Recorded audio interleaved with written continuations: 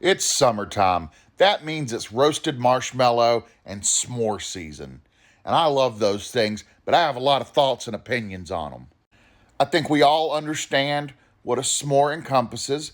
You got the graham cracker, you got the Hershey's chocolate, that's the classic, that's the standard. And then you got the roasted marshmallow that you cook to your liking. And then you smush it together and make an outdoor dessert sandwich. Now, I know I probably just explained something to you that you already know, but my spirit animal is the fat kid from the Sandlot. So, yeah, nobody explained it or defined what a s'more is better than this kid. Which, by the way, he's back now doing Hershey commercials with s'mores. He's all grown up now, so I guess without the beard, I'm kind of the fat kid from the Sandlot.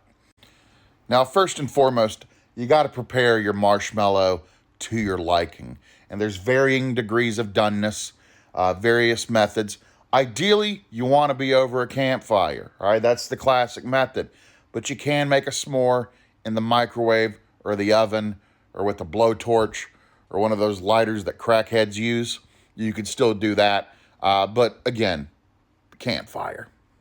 And there are various degrees of doneness on the marshmallow, a bit of a scale, all right? Up here you have almost a raw marshmallow, all right? Which, what are you doing there? What are you, a bear? Like, you got to cook that thing, all right? Then as further you go down, you get a little more of a brulee on the side of the marshmallow, a nice roast, all right? A little bit of a char, and then you have burnt and then crispy down here. And if I'm going to be honest, I kind of like a sort of a 7 or 8, you know? I do like a nice roasted brown marshmallow, like a 4 or a 5, but I do also like a little hint of the char taste. Now, I don't want it to be all burnt on the side like a burn victim. I don't want that, but I want it to be soft and gooey in the center and still have some of that that taste you're looking for.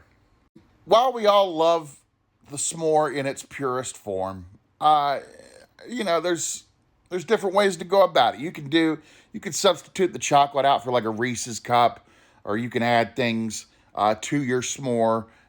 Play with the candy a little bit. Play with the cracker, the cookie, or whatever. But we all have the classics. Like you can do like a double-decker variation, or you can make a s'mores club sandwich if you want to. Personally, I like a good s'mores hot dog. You know what I'm saying? I'll tell you one thing I don't stand for, and that's using the little fudge stripe cookies, these things, in lieu of graham crackers and an actual piece of chocolate. I have a vivid memory of being in the Cub Scouts, and one of the scout leaders, I guess, read some sort of a mom hack. She was like, "Oh, I'll get fudge stripe cookies. It's got the cookie and the chocolate all in one." It's not the same. I was like 7 years old in my little Cub Scout outfit, just livid. This dumb bitch ruined the whole camporee for everybody. And one little piece of safety advice I'll give you people is you got to be careful when you're roasting marshmallows. Naturally, every young man likes to set a marshmallow on fire. It's part of being a pyro as a kid, all right? We all love it. That marshmallow gets hot, it gets charred, it catches on fire, you swing it around, trying to get it off, and sometimes accidents happen. And if a hot marshmallow, gets on you, you might as well have just gotten hit by napalm. We've all seen Dennis the Menace. This video is full of kids' movies from 1993. Anyway, tell me how you guys like your s'mores and roasted marshmallows. Because honestly, I'm cool with not even doing the s'more. I like the roasted marshmallow in and of itself sometimes.